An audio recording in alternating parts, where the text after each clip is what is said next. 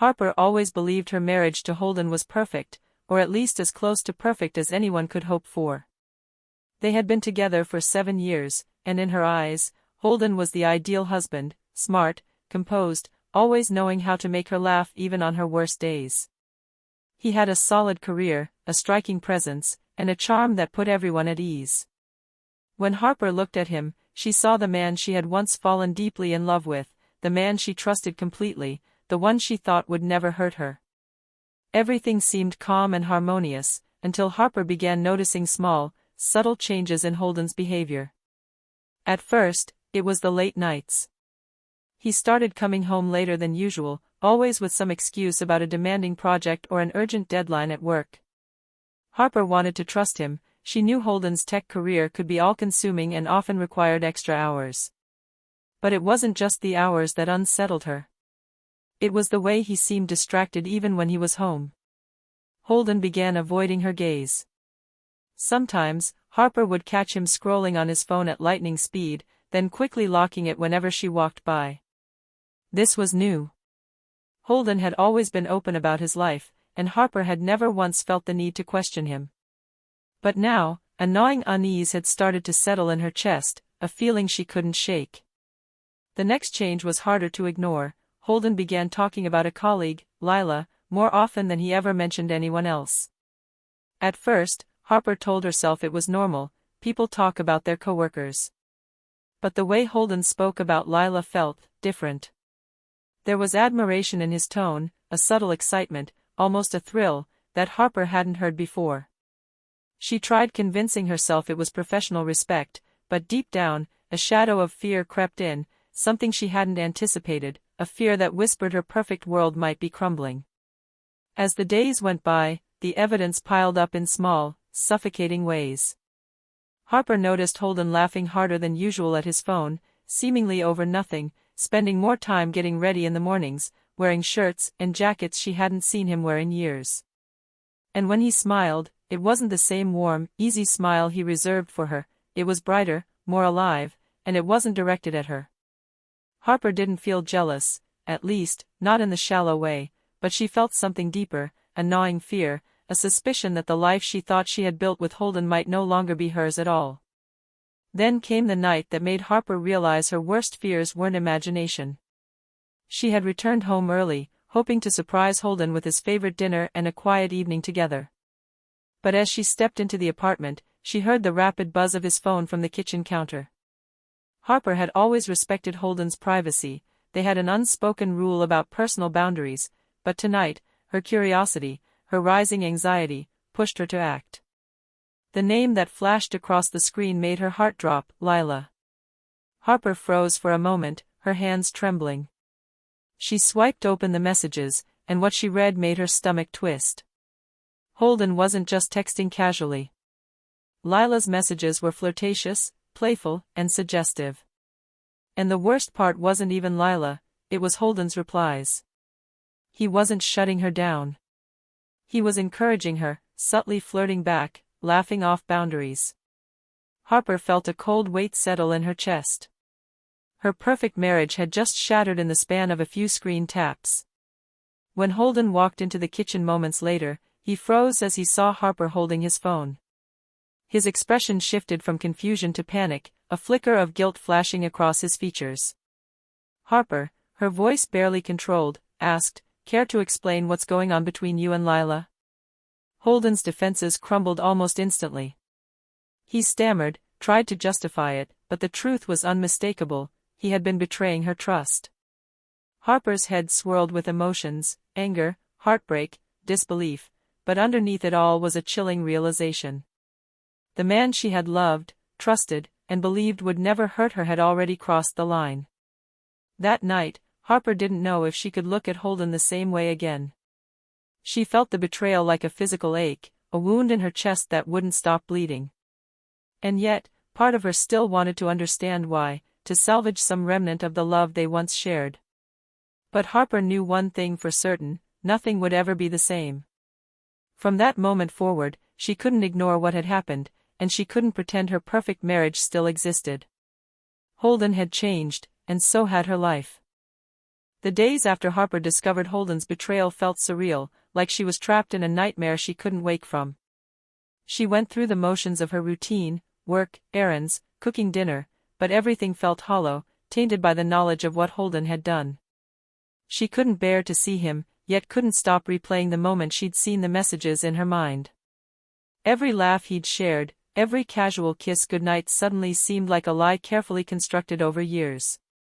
Holden tried to act normal, as if nothing had happened, but Harper saw through the facade immediately. His glances were too quick, his words too cautious, his attempts at small gestures, bringing her coffee in the morning, leaving little notes on the kitchen counter, felt hollow and almost desperate.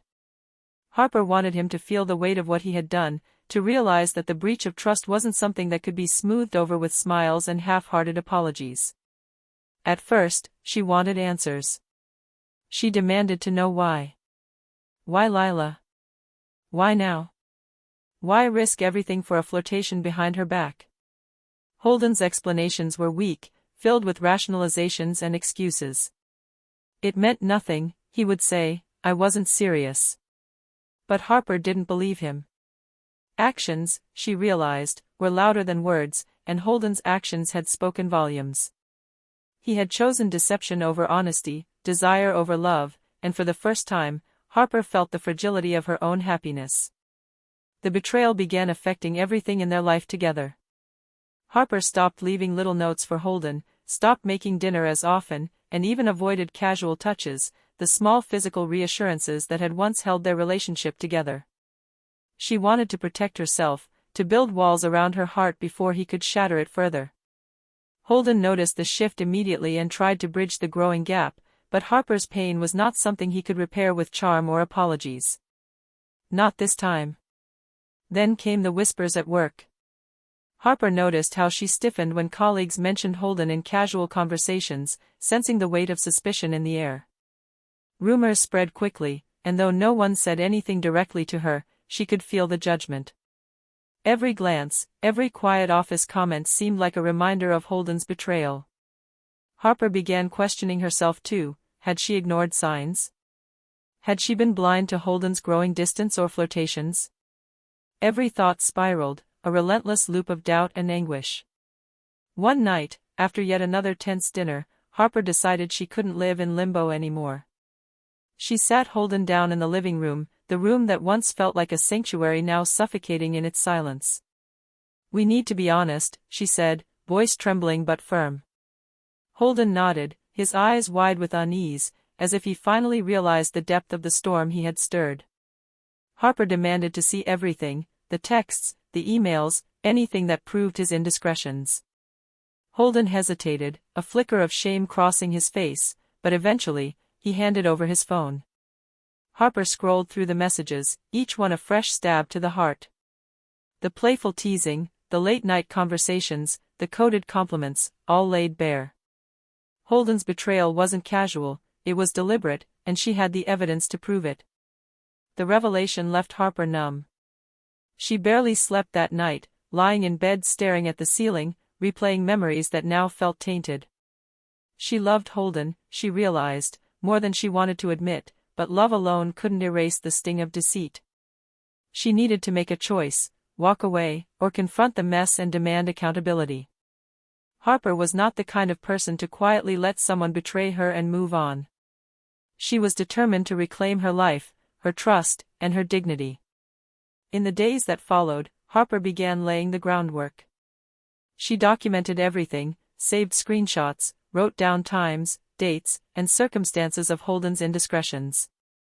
She reached out to a close friend, Monica, who had always been fiercely protective and wise in matters of the heart. Monica listened without judgment, offering perspective and strength. You can't let him hurt you without consequence, Monica said firmly. Harper nodded. It wasn't about revenge yet, it was about survival, about reclaiming control over her own life and setting boundaries Holden could not ignore. The confrontation that would follow was inevitable. Harper didn't want theatrics, she wanted truth, clarity, and accountability. She needed Holden to see what he had done, not just with words but with the undeniable evidence she had compiled. And deep down, Harper knew that whether this marriage survived or ended, it would never be the same. The foundation had cracked, and no amount of apologies could restore the illusion of perfection. Even as she prepared, Harper felt a strange mixture of fear and resolve. She feared that Holden would beg, cry, or manipulate, but she also felt empowered by the knowledge that she now held the truth. The scales had shifted. She wasn't blindly trusting anymore, she was informed, armed with clarity, and ready to confront the man who had chosen betrayal over love. And so, Harper waited. Waited for the right moment, for the right words, for Holden to fully face the consequences of his actions. She didn't yet know if she would forgive, or if this was the end. But one thing was certain, Harper would not be passive, not anymore. She would reclaim her life, piece by piece, starting with confronting the man who had tried to break her world. Harper had spent the better part of a week steeling herself for what she knew was inevitable, confronting Holden. She had pored over every message, every late-night call, every small act of betrayal, until they formed a clear picture of a man she thought she knew, now unrecognizable. The phone in her hand felt heavy, not because of its weight, but because it carried the proof of Holden's deception, the tangible evidence of her broken trust. When Holden returned home that evening, Harper was already waiting in the living room. The apartment felt tense, the air thick with unspoken words and simmering emotions. Holden froze when he saw the expression on her face, realizing immediately that the comfortable rhythm of their life had ended. Harper didn't waste time with pleasantries. "We need to talk," she said, her voice calm but unyielding. Holden opened his mouth to respond, but Harper held up the phone between them, the screen glowing with messages he could no longer deny. "I want everything to be out in the open," she said. "No lies, no excuses, no downplaying this. I need the truth, Holden. All of it." Holden swallowed hard, his confident facade faltering.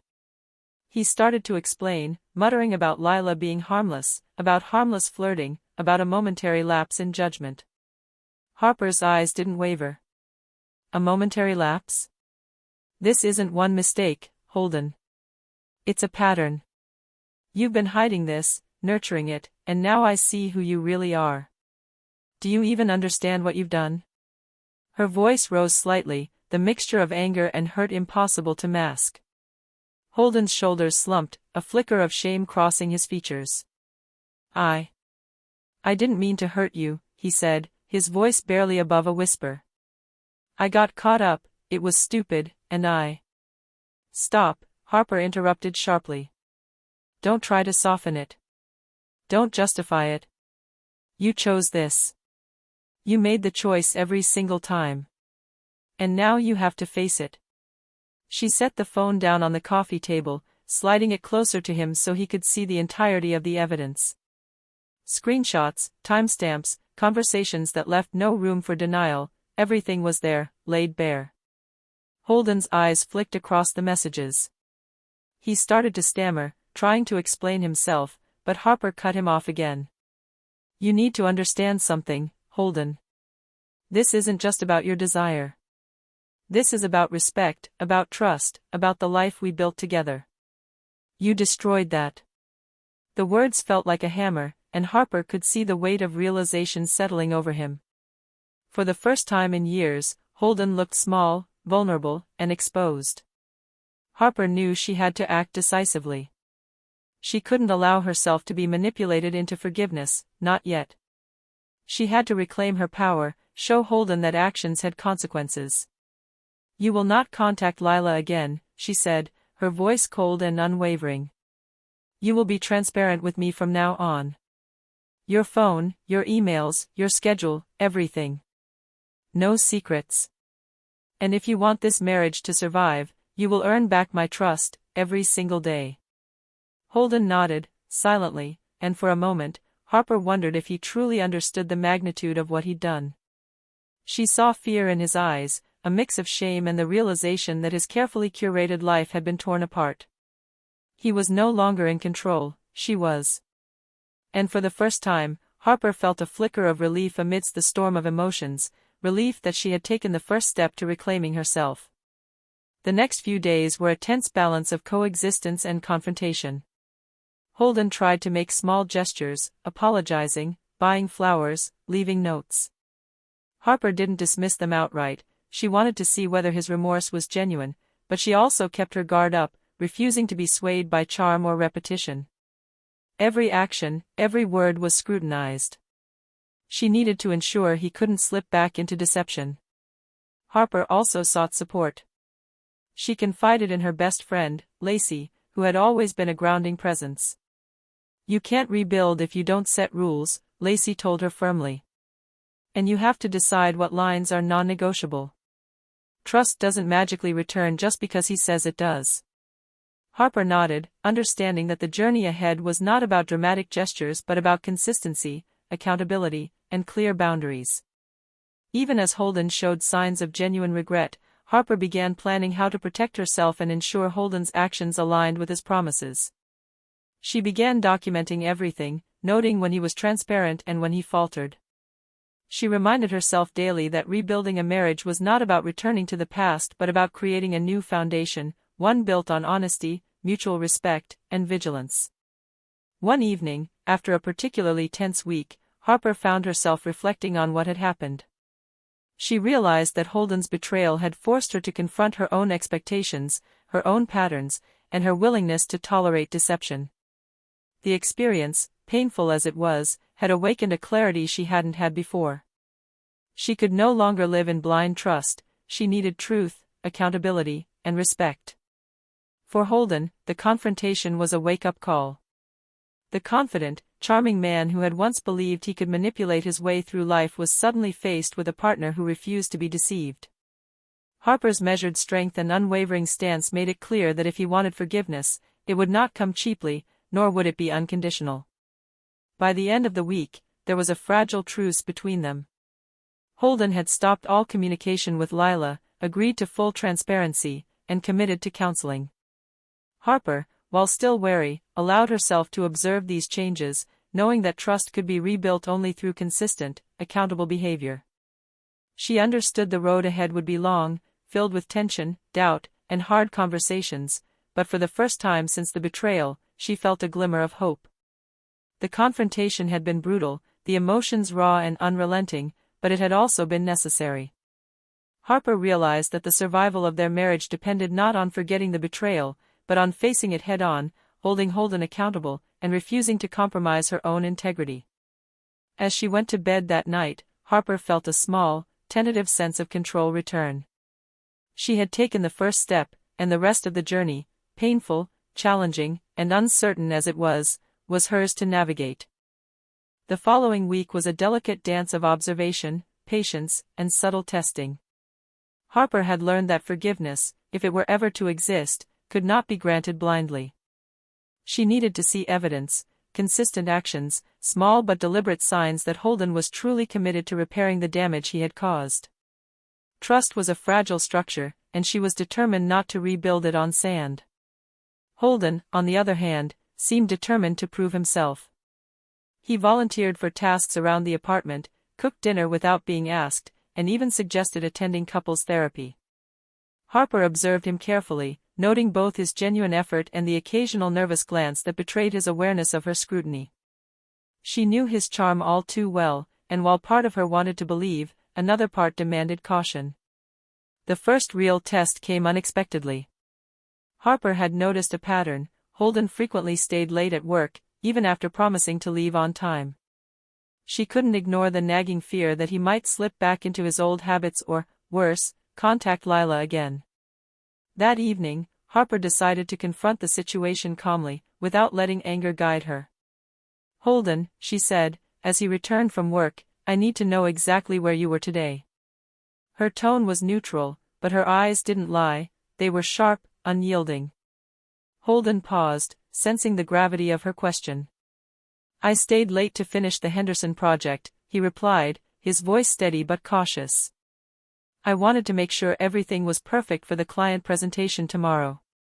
Harper nodded, listening, but she wasn't satisfied with words alone. "Can you show me the files you worked on? Or an email confirmation from your manager?" she asked. It wasn't meant to humiliate him but to verify, to ensure that she could trust his answer. Holden hesitated, a flash of frustration crossing his face. You don't trust me, he said softly, almost pleading. Harper didn't respond immediately. She understood that trust was a two-way street, but right now, actions mattered more than words. I'm not saying I don't trust you, she finally replied. I'm saying that right now, your actions have to prove it. If you want this marriage to survive, you need to understand that words are no longer enough. For the first time, Holden looked genuinely chastened. He handed over his laptop, showing the documents he had worked on, along with time-stamped emails to his manager. Harper examined them carefully, noting that the evidence matched his story. She felt a small flicker of relief, tempered by the knowledge that this was only one instance in a series of many tests that would need to follow. The next challenge came in a more emotional form. Harper had noticed Holden's subtle attempts to regain intimacy, lingering touches, whispered compliments, and gestures meant to remind her of their shared past. While part of her longed to respond, another part recoiled, still wary of manipulation. That evening, as Holden reached for her hand during dinner, Harper decided to set a boundary. Holden, she said, pulling her hand back gently, I'm not ready for that right now. Actions first, words second. I need to see that you're serious. Holden's expression shifted, there was surprise, yes, but also an unmistakable understanding. He nodded slowly, conceding the point. Harper realized that this was as much a test for him as it was for her. Could he accept that rebuilding trust meant surrendering control? Could he prove his commitment through restraint and consistent behavior rather than charm and words? Meanwhile, Harper continued her own work, carefully documenting interactions, noting inconsistencies, and maintaining a level of emotional detachment. She also reached out to her therapist for guidance, discussing strategies for setting boundaries and rebuilding communication channels with Holden. You can forgive, her therapist reminded her, but you are not obligated to forget. Accountability is essential, and trust must be earned, not assumed. By the end of the week, small victories began to accumulate. Holden left work on time consistently, responded openly to questions about his schedule, and even joined Harper for a long walk in the park, discussing not only the logistics of rebuilding their life but also their feelings, fears, and expectations.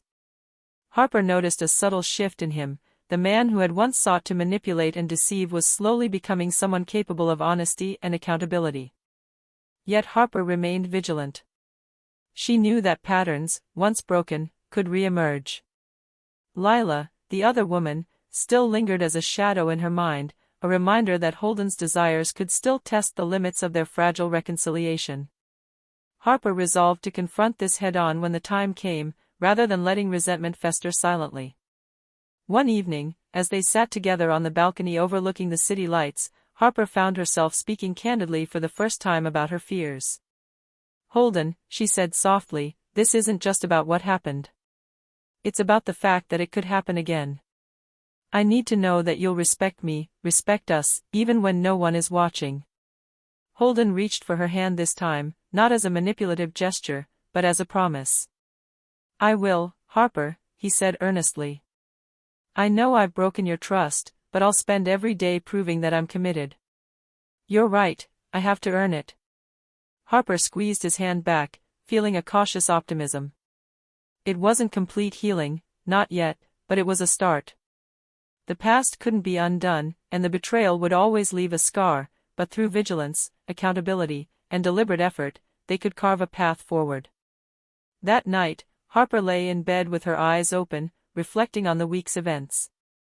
She realized that this journey was about more than forgiveness, it was about reclaiming power, setting boundaries, and holding Holden accountable.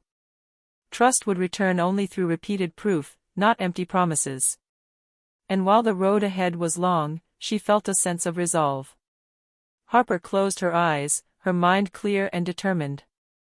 She had faced the betrayal, confronted the lies, and demanded accountability. Holden had agreed, at least for now, to meet her halfway.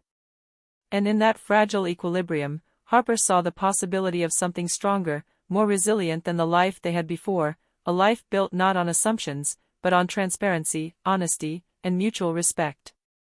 Even as Holden attempted to prove himself, Harper could feel the shadows of temptation lurking just out of sight. The affair wasn't entirely over in her mind. She knew it lived in the hidden corners of his thoughts, in the subtle ways he lingered on his phone, or the small, inexplicable smiles when recalling work stories. Trust wasn't a switch you could flip, it was a series of steps, each one deliberate, each one earned. One Friday evening, Harper received a call from Holden's colleague, a woman named Maris. Her tone was casual, but Harper could hear a strange tension beneath the words. "Hey Harper," Maris said. "Holden mentioned he might need help with a client presentation tomorrow. Just wanted to see if he's free." Harper's instincts flared immediately. There was nothing overtly suspicious in the call, but the familiarity and slight hesitancy in Maris's voice set off alarms in Harper's mind. She thanked her politely but kept her questions subtle. "I'll check with him," she said, and hung up. Later that evening, Harper decided to bring it up directly with Holden. She didn't accuse, she asked. "Holden, Maris called today. You mentioned you might work late again?" Holden smiled, a little too easily, and shook his head. "No, it's all under control. I'll finish the work here and be done early." Harper nodded, but the flicker of unease remained. Actions mattered more than words, and while Holden's explanations were plausible, she knew she couldn't let her guard down. She decided to test the boundaries subtly, not to trap him, but to see how genuinely committed he was to transparency. Over the next few days, Harper noticed small, telling behaviors. Holden began to share more openly about his day, the emails he sent, the phone calls he made, the people he interacted with. He even allowed Harper to read his work calendar, a gesture that felt like a truce in the war of trust. It was progress, but Harper remained watchful. The real test came one Tuesday afternoon. Harper was working from home when she noticed Holden's phone buzz repeatedly on the kitchen counter. A name flashed briefly, Maris, before he picked it up. Harper felt her stomach tighten, but she reminded herself that she wasn't going to jump to conclusions. She watched silently from her desk. Holden answered casually. "Hey, Maris, yeah, I'm wrapping up now. No, I won't be at the office after hours. Okay, thanks." His voice was relaxed, but Harper noticed a subtle tension in the way he held the phone, a slight furrow in his brow. He hung up and turned to her. "Everything's fine," he said. "Just coordinating with a client." Harper nodded, not yet ready to let go of her vigilance. She decided that they needed to set clearer boundaries regarding workplace interactions. That evening, she suggested, "Holden, I think we need some rules. For us, for the marriage. Work calls, colleagues, lunches, anything outside the home, let's keep it transparent." Holden's face softened. "I agree," he said. "Whatever you need, Harper. I want to make this right." It wasn't just words this time. Over the next week, he followed through meticulously. Every call he took was brief, and he would summarize the discussion afterward.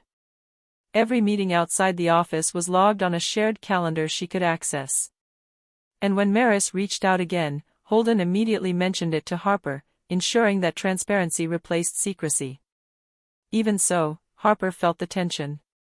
She realized that while Holden was making amends, she also had to reclaim her own power. It wasn't enough to watch him constantly, she had to rebuild her confidence, her sense of security independent of his actions. She began journaling again, noting moments of progress and moments of regression, mapping patterns that could help her navigate the fragile terrain of their reconciliation. Then came a turning point, a work dinner at a local restaurant where Holden had to present to key clients. Harper considered skipping it, fearing old temptations and lingering flirtations, but she decided to attend, not to spy, but to assert her presence. She dressed simply, elegant but understated, her demeanor calm and confident. At the restaurant, Harper watched as Holden interacted with colleagues. There were smiles, casual touches on arms, laughter, but nothing lingered. He introduced Harper proudly to the clients, his gestures deliberate, attentive.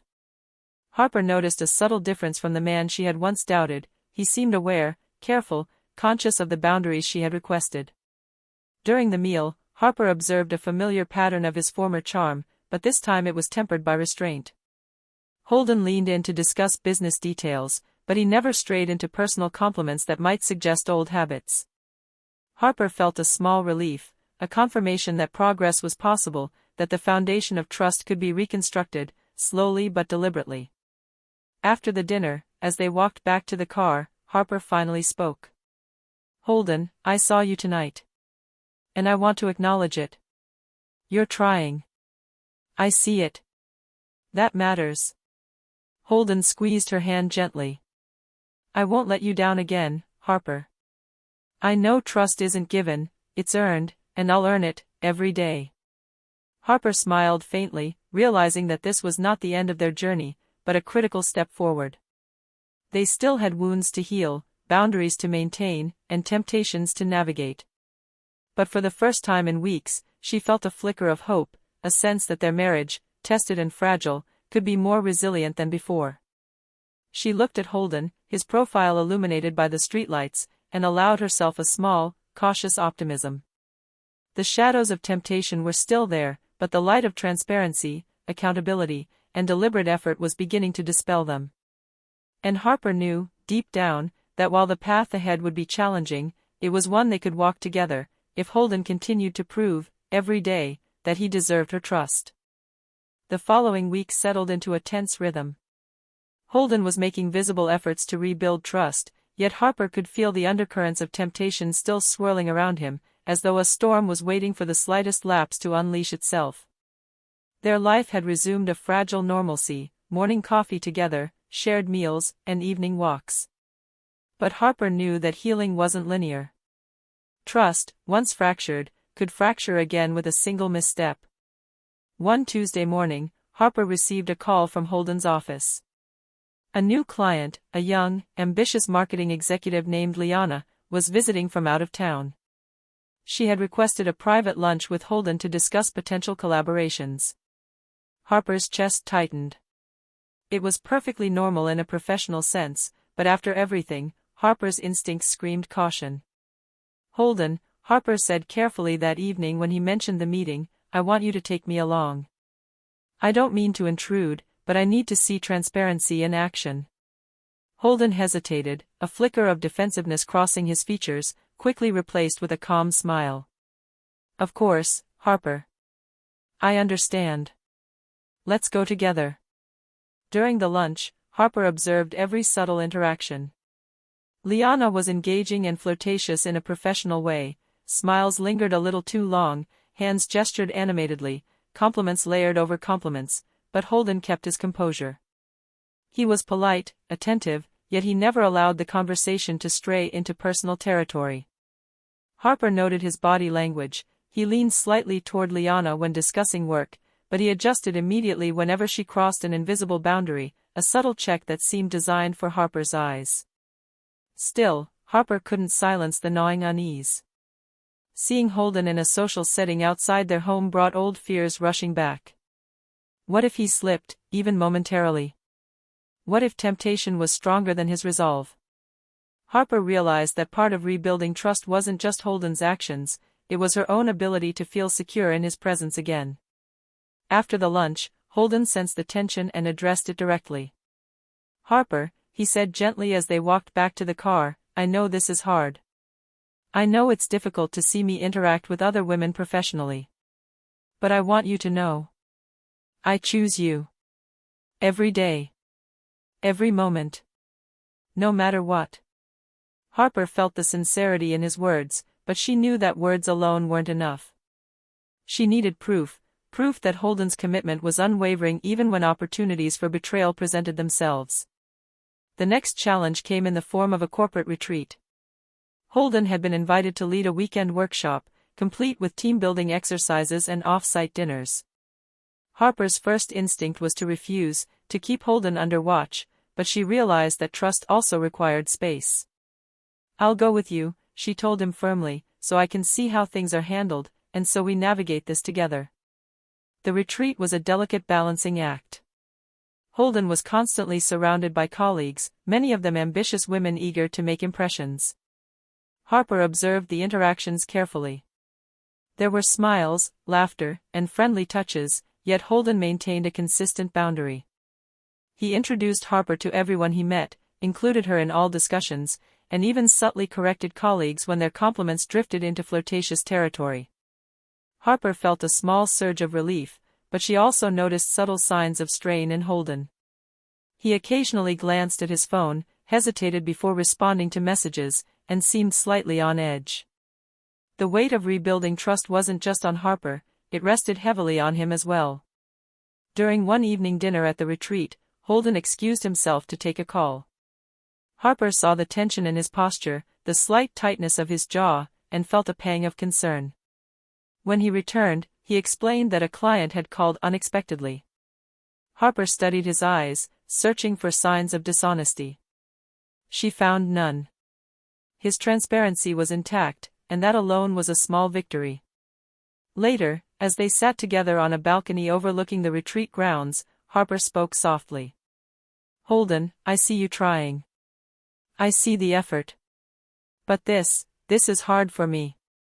Seeing you in these settings, it reminds me of everything that went wrong." Holden took her hand, his touch gentle and reassuring. "I know, Harper. And I'm not expecting you to feel safe immediately. I'm asking you to trust me through my actions, not just my words. I'll keep proving myself, no matter how long it takes." The weekend ended without incident, but Harper knew this was just one battle in a longer war. Rebuilding trust wasn't a single act, it was a continuous process, a daily affirmation of commitment. And while Holden's actions were promising, Harper realized she had to also confront her own fears. She began writing in her journal again, documenting moments of trust and moments of anxiety, training herself to recognize patterns and to differentiate between genuine warning signs and residual fear from past betrayals. By the time they returned home, Harper felt a cautious optimism. Holden had demonstrated restraint, transparency, and commitment under pressure. But she also knew that temptation was never fully eliminated, it only moved to the edges, waiting to be confronted. That night, as they sat on the couch, Harper allowed herself to speak her truth. "Holden, I want to believe again. I really do. But I also need to see that you can handle yourself when opportunities arise, when tests come, even small ones." Holden nodded, his eyes earnest. "I understand, Harper. I know it's not just about avoiding mistakes, it's about building a foundation so strong that temptation can't shake it. And I'll do whatever it takes." Harper leaned back, taking in his words. She realized that the road ahead would be filled with challenges, temptations, and moments of doubt, but she also understood that they were navigating it together, with intention and accountability. And for the first time in weeks, she felt the tiniest flicker of hope, that trust could be rebuilt, that commitment could endure, and that Holden might truly be the man she needed him to be. The shadows of temptation remained, but Harper knew that light, careful vigilance, and mutual effort could keep them at bay, for now.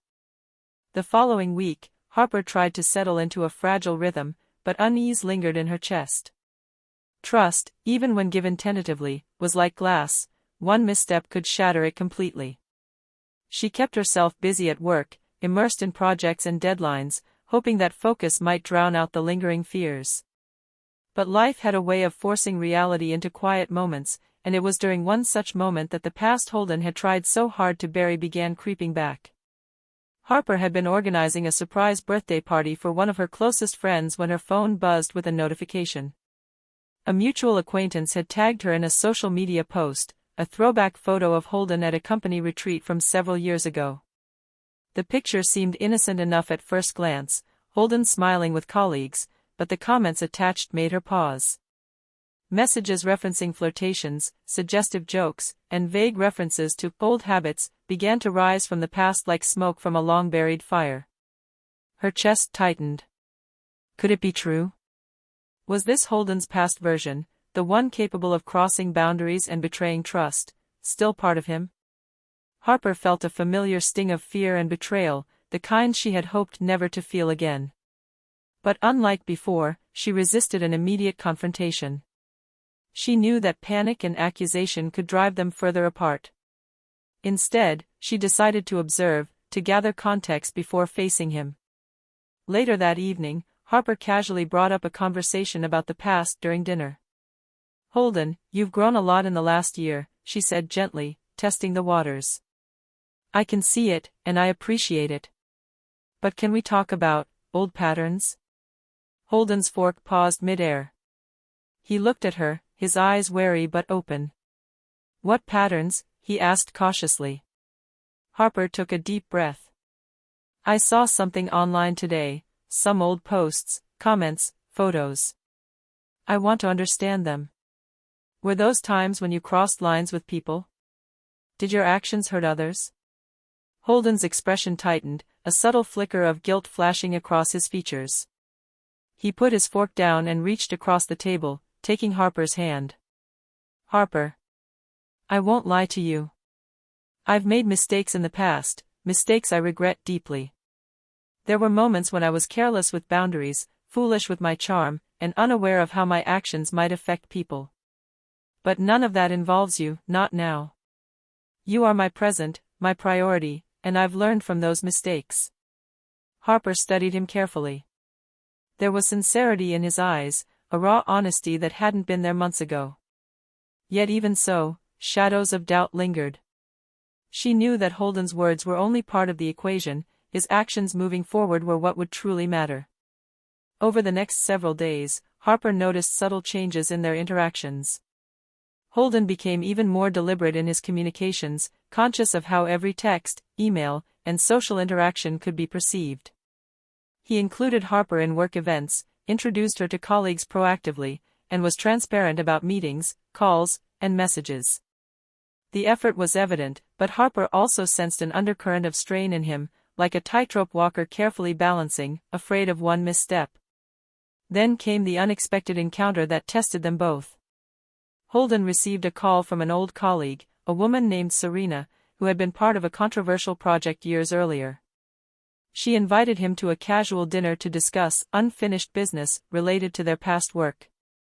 Harper's heart sank when he heard the invitation. Do you need to go? Harper asked quietly, trying to steady her voice. Holden shook his head. Not without you. You're coming with me. I won't let this be an opportunity for anything untoward. And I want you there because transparency is everything right now.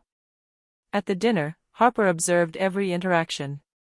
Serena was magnetic, teasing, and playful in a way that could easily be misinterpreted. But Holden maintained a careful professionalism, keeping conversations strictly on past projects and mutual business interests. Harper realized then that trust wasn't just about Holden resisting temptation, it was about him actively choosing transparency and accountability, even in challenging situations. By the end of the evening, Harper felt a flicker of relief. Holden had faced the shadows of his past with integrity, and she had witnessed it firsthand. Still, she knew the journey was far from over. The past could always resurface, memories could trigger insecurities, and the temptation to fall back into old habits could never be completely erased. But what mattered now was that they were confronting these challenges together, as partners rather than adversaries. That night, Harper reflected on the subtle growth they had both undergone. Holden had been tested, not just by her watchful eye, but by the remnants of his own history. And in passing that test, he had chosen her, again and again, proving that commitment was more than words, it was a daily practice of accountability, honesty, and conscious effort. Harper finally allowed herself a small smile as they settled into bed.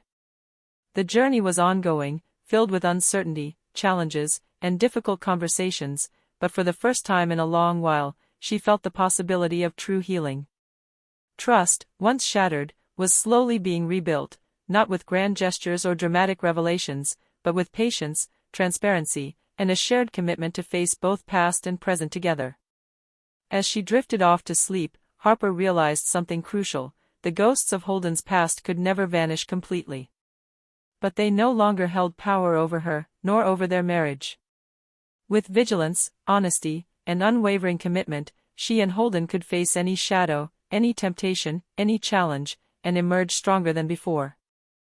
A few weeks after the dinner with Serena, life seemed to settle into a quieter rhythm for Harper and Holden. The tension that had once dominated their household softened, replaced by cautious hope and careful communication.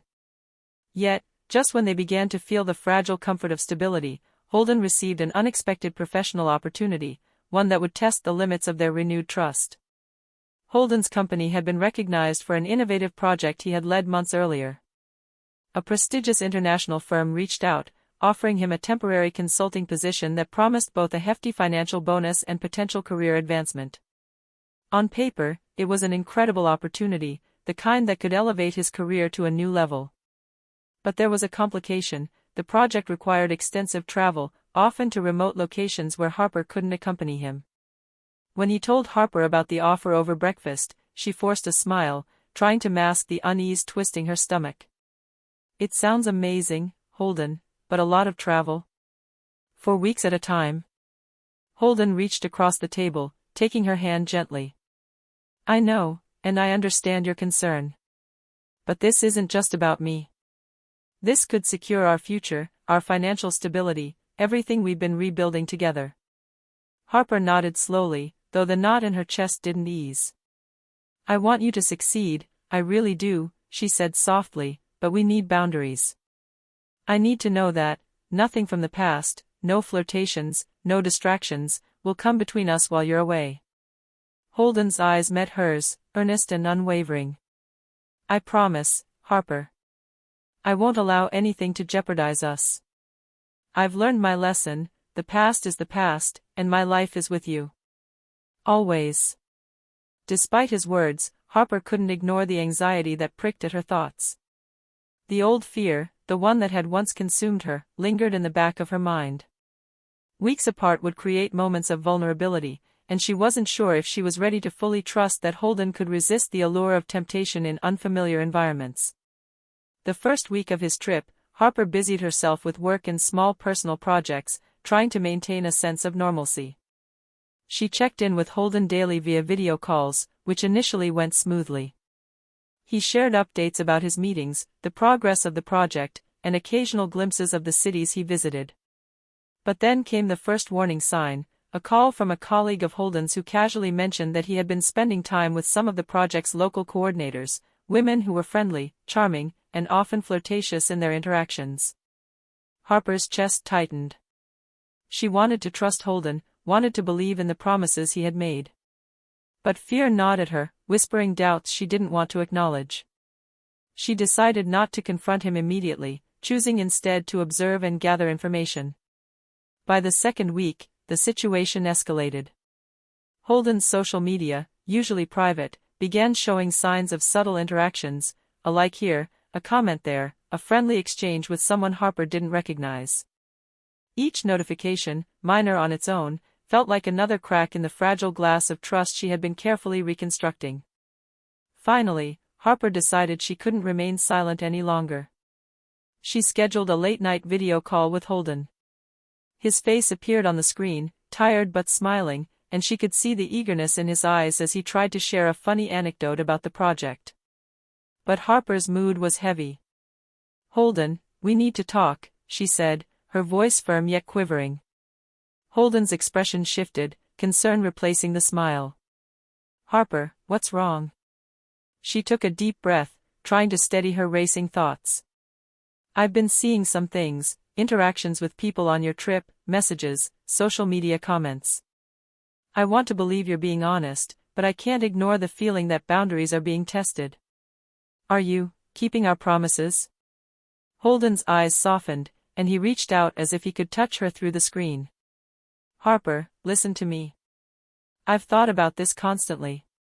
Every decision I make, every interaction, I filter through one question: would this compromise what we have?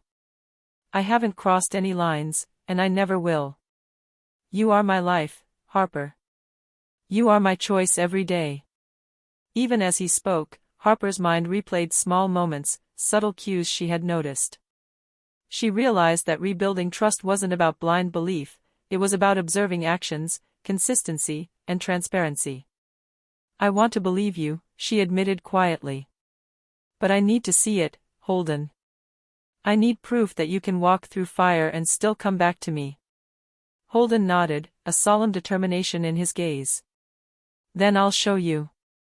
I'll check in daily, keep you in the loop, and introduce you to anyone I work with remotely.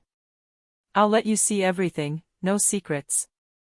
You're my priority, and I want to prove it to you. The following days were a test of endurance and willpower for both. Holden meticulously documented his interactions, shared schedules, and allowed Harper insight into his professional life like never before. Meanwhile, Harper grappled with the tension between skepticism and the desire to believe. It wasn't easy. Each day was a careful negotiation of trust and restraint, fear and faith. By the end of the trip, something had shifted. Harper saw Holden's actions matching his words. There were no deviations, no temptations succumbed to, no hidden messages or interactions. The man who had once caused her pain was now showing her the depth of his commitment, proving that change, however difficult, was possible. When Holden finally returned home, the reunion was quiet but profound. Harper met him at the airport, embracing him tightly. No grand declarations, no dramatic speeches, just a shared understanding that they had survived yet another test, together. That night, as they lay side by side, Harper whispered, "You kept your promise." Holden smiled softly. "And I always will." For the first time in weeks, Harper allowed herself to fully relax. Trust wasn't fully restored, but it was being rebuilt, brick by brick, day by day, with actions louder than words. And she finally realized that love, like trust, required courage, patience, and relentless commitment, especially when the past threatened to intrude. The weeks after Holden's return felt like a fragile truce between Harper and him. They were slowly rebuilding their lives, the cracks in their relationship being filled with cautious communication, acts of care, and small gestures that reminded them why they had fallen in love in the first place. Yet, as much as Harper tried to embrace this newfound stability, the shadows of doubt lingered, whispering in the quiet corners of her mind. It started with small things. Holden would occasionally leave his phone unattended, a slight hesitation when Harper asked about a message, or a pause when a colleague's name came up. Nothing overt, nothing scandalous, yet Harper's mind, sharpened by past pain, could not ignore the subtleties. She began to observe him more closely, catching the way his fingers hovered over the screen before replying to a message, the way his expression subtly changed when he saw certain emails. Harper knew this wasn't healthy. She didn't want to become the kind of partner who spied or interrogated. But old habits die hard, especially when trust had been fractured before.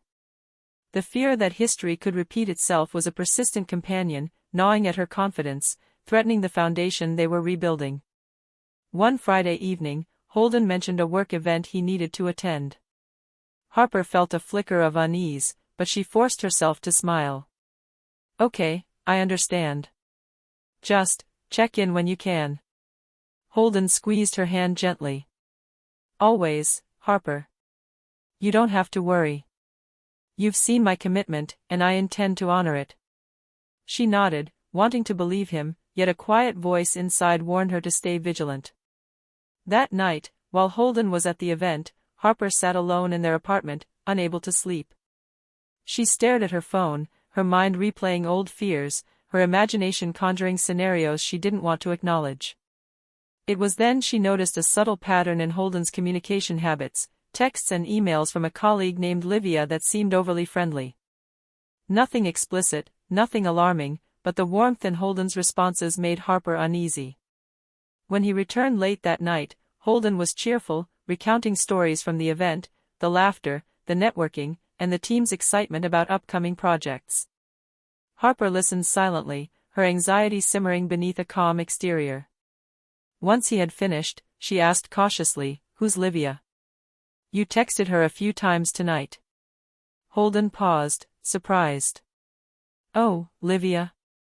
She's part of the project team. Just coordinating details for next week's presentation." "Why?" Harper forced herself to remain neutral, though her stomach twisted. "Just curious. She seems close to you." Holden laughed softly, a nervous edge in his tone. "Close professionally, Harper. Nothing more. I promise. You're the one I love. You're the only one who matters." Despite his reassurances, Harper couldn't shake the tension building inside her. The doubt wasn't about infidelity, it was about perception, vulnerability, and the old wounds that refused to fully heal. She decided to confront her feelings head-on. The following morning, she proposed they sit down together, not to accuse, but to set clear boundaries, expectations, and mutual reassurances that would protect the trust they were painstakingly rebuilding. Holden agreed without hesitation, recognizing the importance of this conversation. They sat at the kitchen table, coffee cup steaming between them, a silence filled with weighty anticipation. Harper took a deep breath. "Holden, I know you've been committed, and I want to trust you fully. But some things, the late nights, the messages, the ways certain colleagues interact with you, they make me anxious. I need clarity, and I need boundaries. I need to feel safe, truly safe, in this relationship." Holden's eyes softened, filled with sincerity. "Harper, thank you for being honest. I understand completely. We're still healing, and I'll do whatever it takes to make you feel secure. Let's define those boundaries together: communication about work interactions, social media transparency, check-ins, whatever you need. I'm not going anywhere." The discussion was long and sometimes uncomfortable. Harper's doubts clashed with Holden's reassurances, old fears resurfacing with every new topic. Yet, by the end of it, they had established a framework.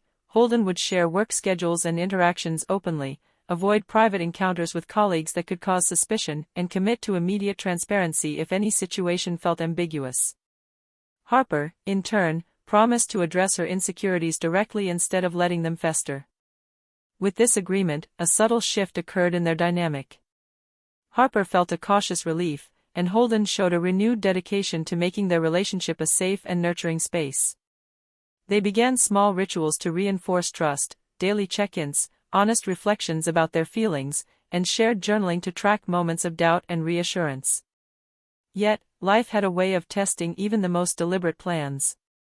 A week later, Holden received an invitation to a weekend retreat with the same project team, including Livia.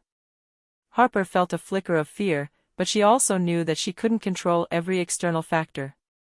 Instead, she trusted the boundaries they had set.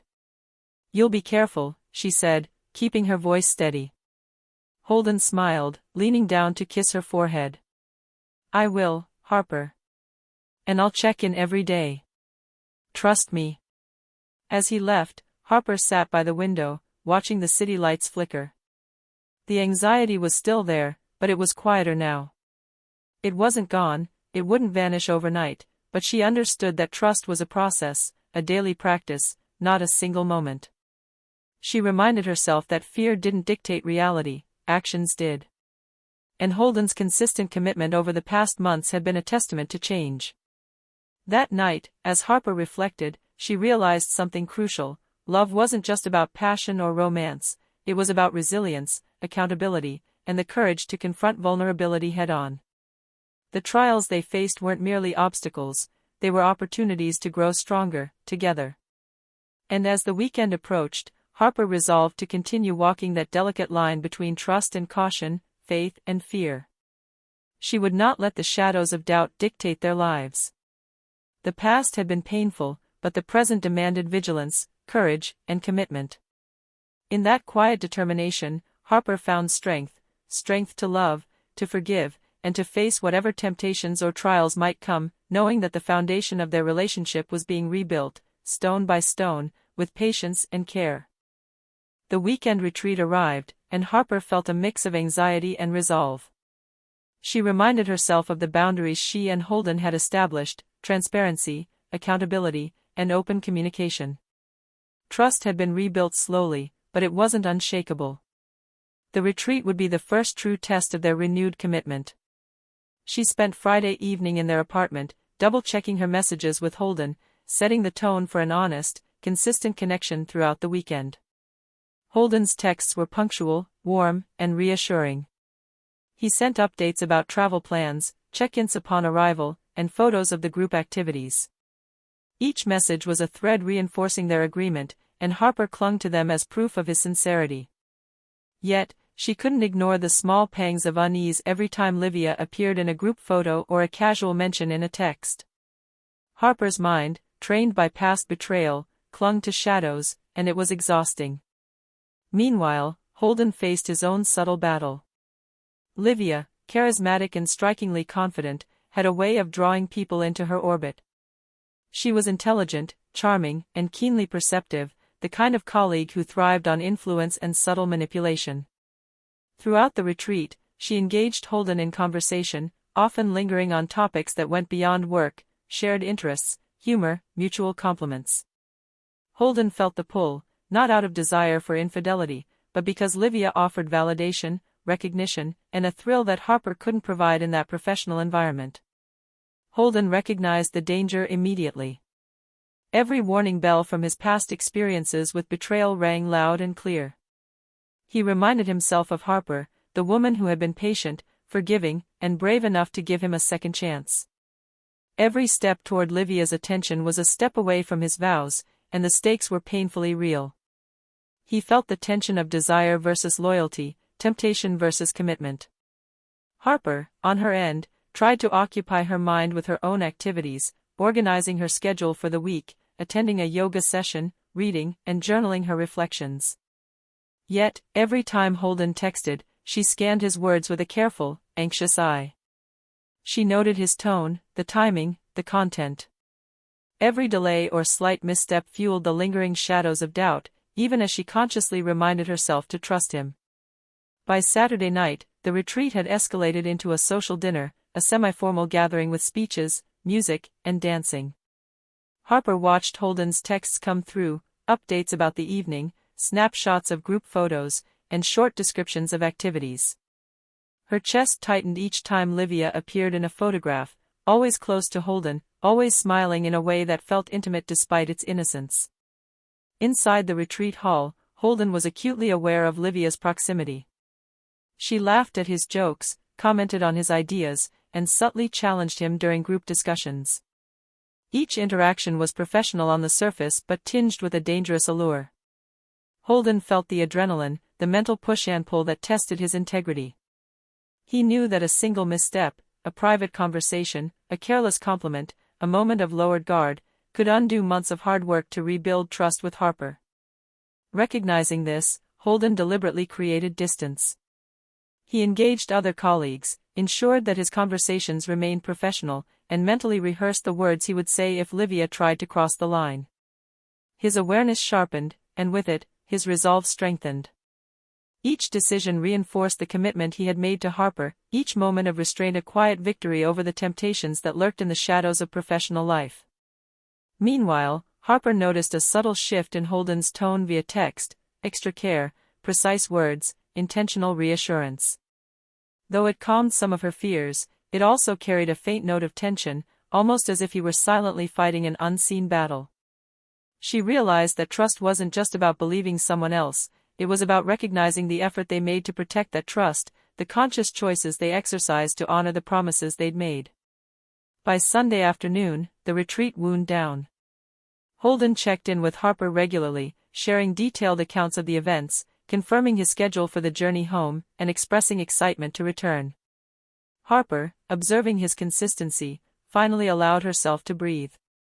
The shadows of doubt were still present, but they were now tempered by evidence, small but cumulative moments that reflected Holden's loyalty, discipline, and genuine commitment to their marriage.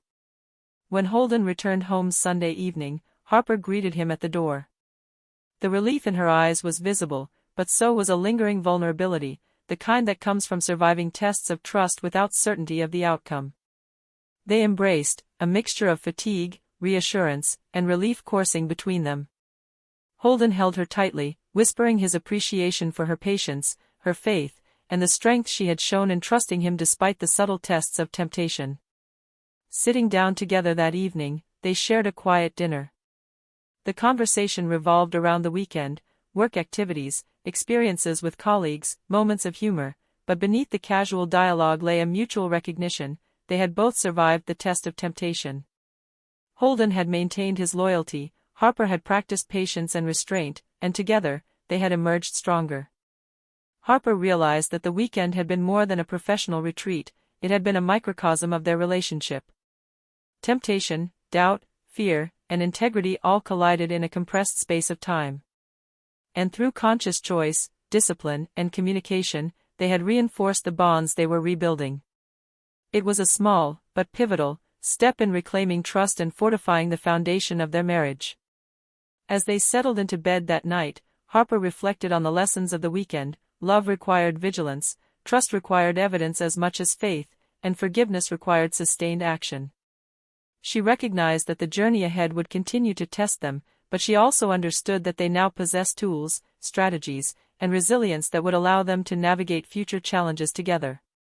For the first time in months, Harper felt a cautious optimism, a sense that the shadows of doubt could be managed without letting them dictate the course of their relationship. She closed her eyes next to Holden, heart steady, knowing that their commitment had been tested and had survived, stronger and more real than ever before. The weeks following the retreat passed with cautious optimism. Holden and Harper had settled into a rhythm that felt both familiar and fragile, each small gesture of trust reinforcing the other's confidence. Harper had started planning a few personal projects outside work, while Holden had taken steps to repair his professional reputation, ensuring his interactions remained transparent and accountable. For a moment, it felt like life was finally regaining a sense of normalcy.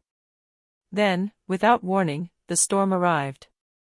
Harper received a cryptic email from an unknown address late one evening. The subject line read simply, "You deserve the truth." Hesitant, she opened it. The message contained screenshots of messages between Holden and a colleague, Natalie, a young, ambitious assistant from his marketing team. The messages were flirty but not explicit, casual teasing combined with work-related compliments. Harper felt her stomach twist. Her mind raced. The trust she had painstakingly rebuilt now seemed fragile, like glass under pressure. She didn't respond immediately. Instead, she observed, cross-referencing timestamps with Holden's schedule. Nothing suggested they had met in private or crossed any boundaries physically. Still, the emotional intimacy reflected in their exchanges was enough to awaken the ghosts of betrayal she had worked so hard to overcome. Harper confronted Holden the following morning.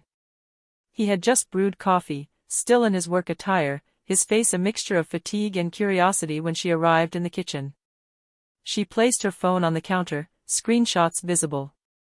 Her voice, though controlled, carried the weight of hurt. "Explain this."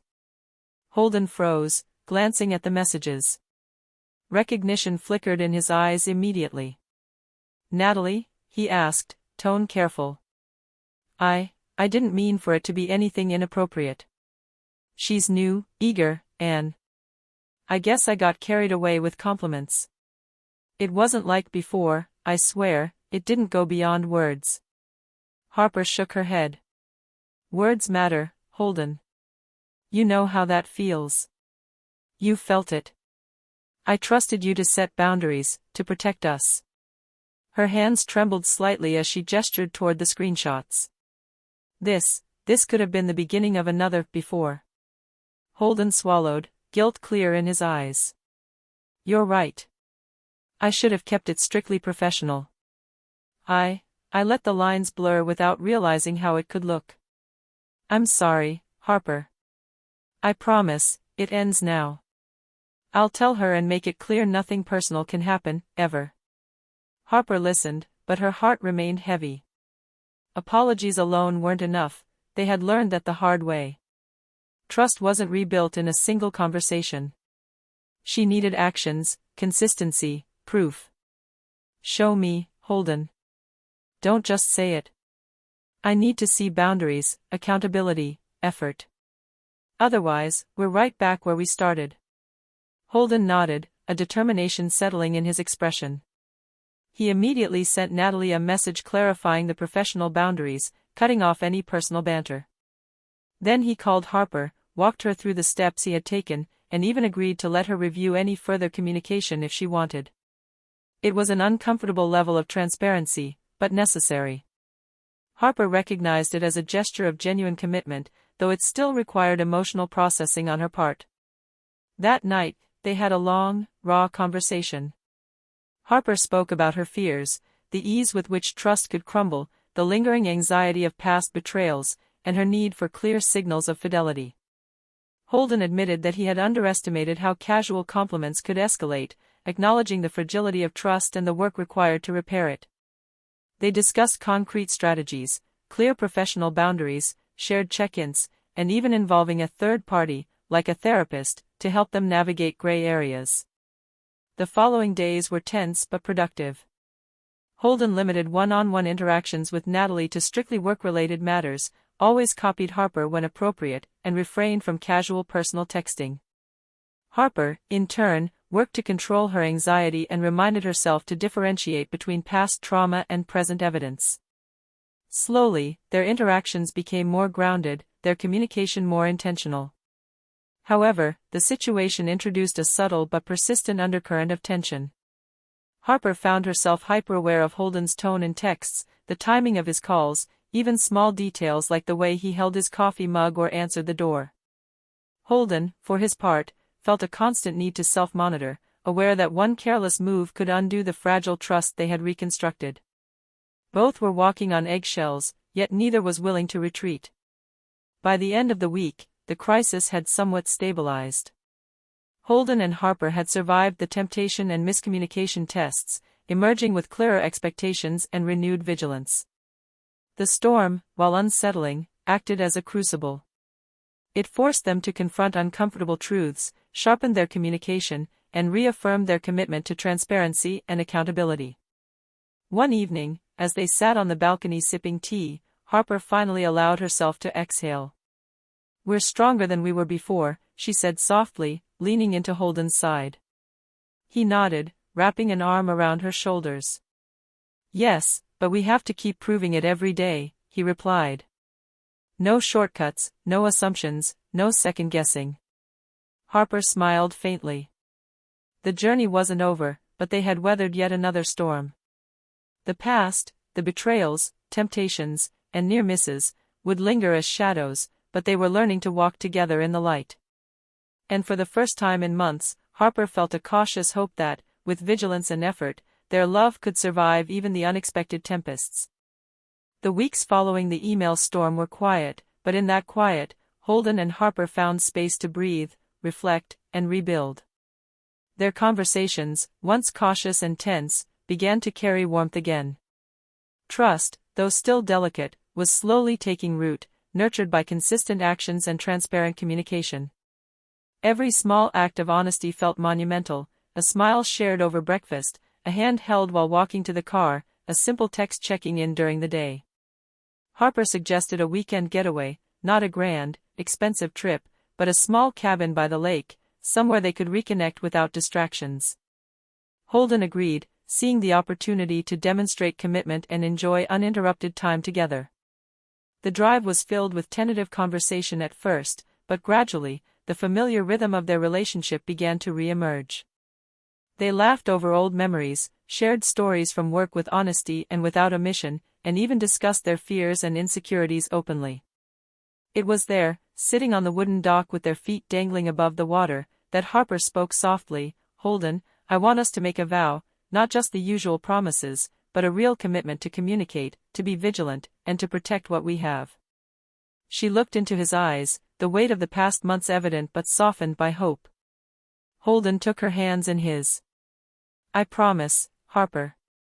I promise to put us first, to guard our trust, and to never let anyone come between us again. No distractions, no temptations, I'll do everything in my power to show you that my loyalty is only to you." Harper smiled through tears, a mix of relief, joy, and lingering vulnerability. "And I promise to forgive when I can, to speak when I feel insecure, and to trust you when you give me reason to." The air between them felt lighter, infused with sincerity that neither words nor grand gestures could have conjured before. Returning home, they made tangible changes in their daily life to safeguard their relationship. Holden adjusted his work routine, avoiding situations that might lead to misinterpretation or temptation, and Harper committed to fostering open dialogue without letting past fears dominate the present. They even started therapy sessions together, not as a last resort, but as a proactive measure to strengthen their connection. One evening, as they prepared dinner together, Holden looked at Harper and asked, "Do you think we're ready for a real fresh start? Something symbolic?" Harper tilted her head, curious. "What do you mean?" Holden smiled softly. "I mean, a vow renewal. Not for anyone else, not for show. Just us. A way to mark this chapter, our second chance. Harper's eyes softened.